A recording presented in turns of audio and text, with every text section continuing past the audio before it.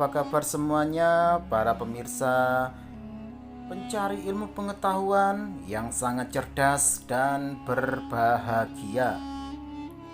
Selamat datang dan selamat mencari ilmu pengetahuan di YouTube channel Kunci Sejarah. Kali ini Kunci Sejarah akan memberikan sebuah ilmu pengetahuan yang akan membahas tentang suku Toraja, sejarah, kepercayaan, budaya, kelas sosial, dan upacara kematian.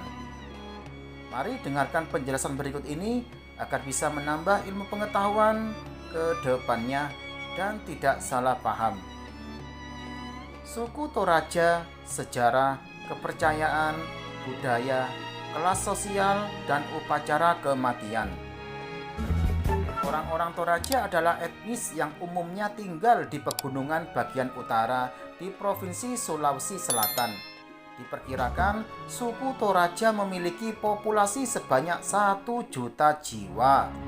Tidak semua kelompok masyarakat Toraja bermukim di tanah Toraja, melainkan sekitar 500.000 jiwa tinggal dan tersebar di Kabupaten Tanah Toraja, Kabupaten Toraja Utara, dan Kabupaten Mamasa. Sedangkan sebagian lainnya telah tersebar ke berbagai daerah di Indonesia. Asal kata Toraja.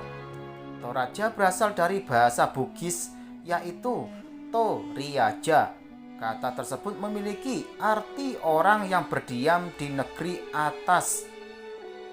Nama Toraja diresmikan sebagai nama suku pada tahun 1909 oleh pemerintah kolonial Belanda. Kepercayaan suku Toraja. Sebelum abad ke-20, suku Toraja menganut kepercayaan animisme dan sama sekali tidak tersentuh oleh dunia luar. Hingga akhirnya pada awal tahun 1900-an, misionaris dari Belanda datang ke wilayah ini dan mengenalkan agama Kristen. Kini, mayoritas masyarakat suku Toraja memeluk agama Kristen. Selain itu, sebagian lainnya menganut agama Islam dan kepercayaan animisme Aluk Todolo. Orang Toraja mulai lebih terbuka terhadap dunia luar sejak tahun 1970-an, di mana selanjutnya tanah Toraja dijadikan ikon pariwisata Indonesia. Kemudian pada tahun 1900-an suku Toraja juga mengalami transformasi budaya, yaitu dari masyarakat dengan kepercayaan tradisional dan agraris menjadi masyarakat beragama Kristen dan bermata pencaharian dengan mengandalkan sektor pariwisata. Sejarah suku Toraja. Asal-usul orang Toraja ialah dari Teluk Tonkin yang terletak di antara Cina Selatan dan Vietnam. Pada awalnya, nenek moyang suku Toraja mendiami wilayah pantai di Sulawesi sebelum akhirnya berpindah ke dataran tinggi.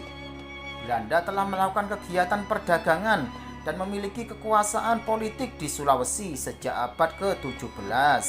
Namun selama sekitar 2 abad, mereka tidak memberi perhatian pada wilayah yang ditinggali suku Toraja, yaitu dataran tinggi Sulawesi Tengah. Alasannya sederhana, sebab daerah tersebut sulit dijangkau.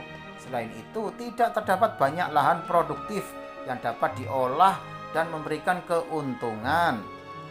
Hingga kemudian pada akhir abad ke-19, agama Islam mulai menyebar pesat di Sulawesi Selatan. Kolonial Belanda pun mulai khawatir dengan keadaan ini. Mengetahui mayoritas suku Toraja masih menganut kepercayaan tradisional, Belanda melihat hal ini sebagai kesempatan untuk melakukan kristenisasi di Toraja. Selanjutnya, pada tahun 1920-an Belanda mulai proses tersebut. Pada awalnya, misionaris Belanda mendapat perlawanan dari anggota masyarakat Toraja, terutama karena Belanda menghapus sistem perbudakan di mana pada saat itu menguntungkan orang-orang pribumi.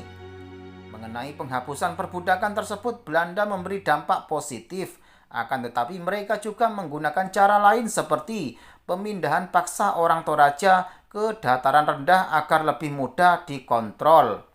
Sejarah inilah yang menjadi awal penyebaran suku Toraja. Pada masa itu, Belanda juga menetapkan pajak yang sangat tinggi untuk menggerogoti kekayaan masyarakat Toraja.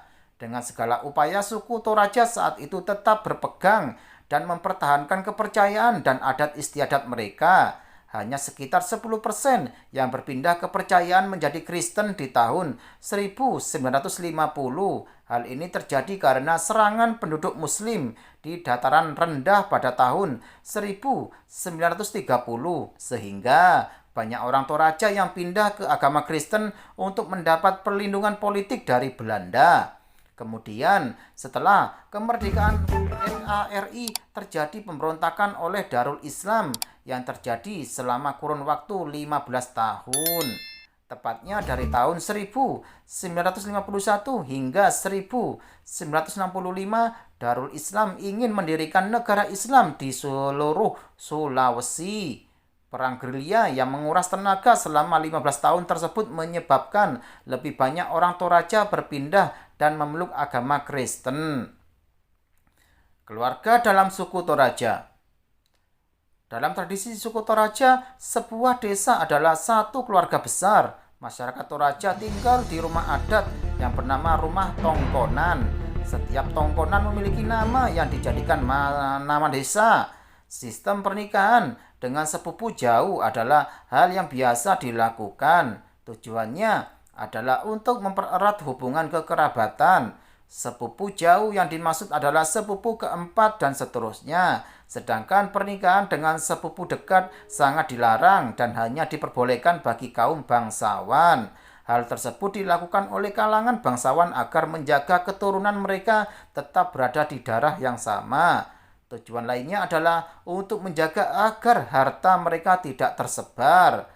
Sistem kekerabatan yang terbentuk dari pernikahan ini berarti mereka melakukan hubungan yang sifatnya timbal balik, dalam arti keluarga besar saling tolong-menolong dalam berbagai hal, mulai dari ritual kerbau, pertanian, hingga membayar hutang.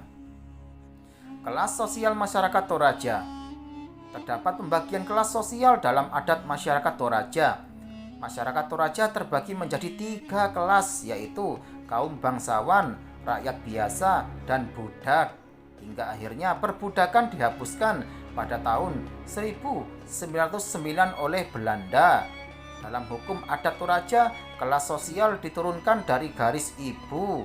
Seorang laki-laki Toraja tidak boleh menikahi perempuan dari kelas sosial yang lebih rendah, tetapi boleh menikahi perempuan dari kelas sosial yang lebih tinggi. Hal ini bertujuan untuk menaikkan derajat sosial keturunan mereka. Hingga kini sistem kelas sosial yang membedakan masyarakat biasa dan kaum bangsawan masih digunakan untuk mempertahankan martabat keluarga. Kaum bangsawan dalam masyarakat Toraja dipercaya turun dari surga. Mereka bermukim di tongkonan yang berukuran besar dan megah. Sementara itu rakyat biasa tinggal di rumah yang lebih sederhana. Rumah ini terbuat dari pondok bambu dan disebut sebagai banua. Sedangkan dahulu budak tinggal di gubuk kecil yang dibangun di dekat tongkonan milik majikan mereka. Jumlah kekayaan orang Toraja dihitung dari jumlah kerbau yang dimiliki sebuah keluarga. Kepala kerbau yang diletakkan di bagian depan tongkonan juga menjadi pertanda status sosial dan kekayaan seseorang. Rumah tongkonan.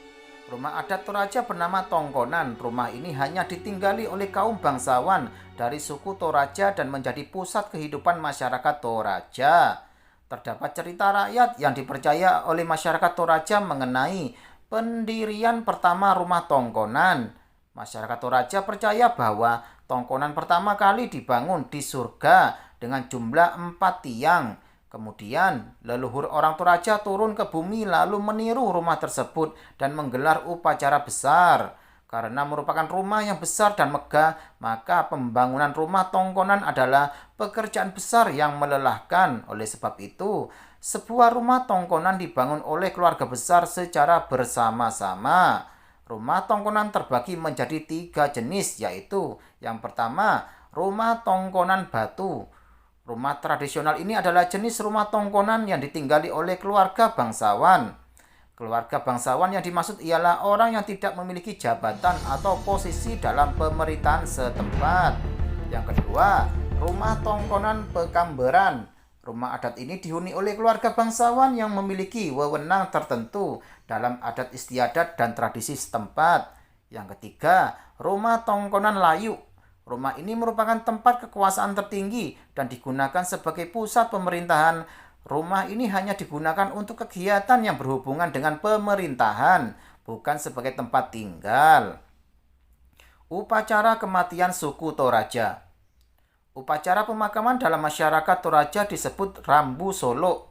Ritual ini hanya dilakukan oleh kalangan bangsawan karena biayanya sangat mahal.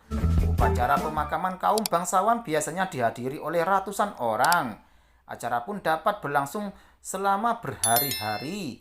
Upacara pemakaman tidak harus dilakukan segera setelah seseorang anggota keluarga meninggal dunia, namun bisa dilakukan setelah berminggu-minggu bahkan hingga bertahun-tahun setelah kematian yang bersangkutan. Hal ini dimaksudkan agar biaya upacara adat pemakaman terkumpul, mengingat upacara ini membutuhkan biaya yang sangat besar. Tradisi adu kerbau. Masyarakat Toraja memiliki tradisi unik yaitu Mak Pasilaga, Tedung atau Tedong Silaga. Tradisi ini merupakan kegiatan adu kerbau yang telah dilakukan sejak zaman nenek moyang suku Toraja dan terus dilestarikan hingga kini. Acara adu kerbau diselenggarakan bersamaan dengan upacara Rambu Solo. Tradisi ini sangat menarik sehingga banyak wisatawan berkunjung ke Toraja untuk menyaksikannya. Kerbau-kerbau yang akan diadu akan diberi nama yang unik. Tarian dan alat musik. Hampir setiap upacara adat Toraja berkaitan dengan tarian. Misalnya, pada upacara kematian, tarian ini merupakan simbol rasa duka cita, penghormatan, serta untuk memberi semangat kepada arwah karena akan melakukan perjalanan panjang menuju akhirat. Hal pertama yang dilakukan adalah sekelompok pria membentuk lingkaran dan menyanyikan lagu sepanjang malam sebagai bentuk penghormatan. Ritual ini disebut Mak Badong. Proses ini dianggap sangat penting dalam upacara pemakaman. Selanjutnya, pada hari kedua akan ditampilkan tarian prajurit Mak Randing untuk memuji keberanian almarhum selama hidupnya. Beberapa orang pria akan menari dengan pedang, perisai dari kulit kerbau, hiasan kepala dari tanduk kerbau, serta ornamen tradisional lainnya. Tarian Mak Randing merupakan prosesi awal ketika jenazah akan dibawa dari lumbung padi menuju rantai atau tempat upacara pemakaman. Selama upacara ini berlangsung, maka para perempuan dewasa akan melakukan tarian Mak Katia dengan mengenakan baju berbulu dan bernyanyi. Tarian Mak Katia adalah tarian yang bertujuan untuk mengingatkan penonton pada kemurahan hati dan kesetiaan orang yang meninggal. Setelah kerbau dan babi disembelih, maka sekelompok anak lelaki dan perempuan akan bertepuk tangan sambil menarikan tarian ceria yang dinamakan Mak Dondan. Selain saat upacara kematian, orang Toraja juga melakukan tarian dan nyanyian untuk menyambut musim panen. Tarian Mak Bugi adalah tarian untuk merayakan hari pengucapan syukur, serta tarian Mak Gandangi merupakan tarian saat menumbuk beras. Ada pula tarian perang seperti tarian Mak Nimbong yang dilakukan oleh pria kemudian diikuti tarian Mak Dandan oleh perempuan. Contoh alat musik tradisional Toraja adalah suling bambu yang disebut Pak Suling. Suling mempunyai 6 lubang yang dimainkan di banyak tarian, seperti pada tarian Mak Bondensan. Saat alat musik ini dimainkan, maka sekelompok pria berkuku panjang akan menari tanpa baju. Selain itu, alat musik asal Toraja yang lain adalah Pak Pele yang terbuat dari daun palem dan dimainkan saat panen atau upacara pembukaan rumah. Mata pencarian. Suku Toraja adalah masyarakat agraris sehingga mata pencarian utamanya adalah bercocok tanam di sawah atau berkebun di ladang. Keseharian mereka diisi dengan kegiatan menanam padi, jagung, sayuran, singkong, ubi, kopi, cengkeh, kelapa, dan buah markisa. Di masa lalu, Toraja merupakan daerah penghasil kopi berkualitas. Selain itu, masyarakat Toraja juga melakukan kegiatan beternak kerbau dan babi. Ada Toraja. Orang-orang Toraja juga memelihara ikan serta beternak ayam dan bebek. Sistem kekerabatan. Hubungan kekerabatan orang Toraja disebut Marapuan atau Parapuan yang berorientasi pada satu kakek moyang pendiri Tongkonan, yaitu rumah komunal atau rumah adat Toraja. Rumah ini menjadi pusat kekerabatan, kehidupan sosial, dan keagamaan. Kelompok Marapuan terdiri atas kerabat dari 2-5 generasi. Orang Toraja menganut pola bilateral, sehingga seseorang dapat menjadi anggota dari beberapa rumah tongkonan. Masyarakat Toraja terbagi menjadi 3 daerah adat, yaitu Kamak Dikan, Pakamberan, dan Kapuangan. Daerah Kapuangan mempunyai sistem sosial yang cukup kuat karena terpengaruh oleh tradisi kerajaan Bugis dan Makassar. Golongan bangsawan Kapuangan disebut dengan Makdika. Golongan rakyat disebut Tomakaka. Kemudian golongan hamba sahaya yang disebut Kaunan. Nah, demikianlah penjelasan dari YouTube channel Kunci Sejarah ini. Semoga bisa menambah ilmu pengetahuan ke depannya. Dan jangan lupa selalu dukung YouTube channel Kunci Sejarah ini dengan cara tekan tombol like dan subscribe agar kalian tidak tertinggal ilmu pengetahuan selanjutnya. Sekian, terima kasih, semoga bermanfaat.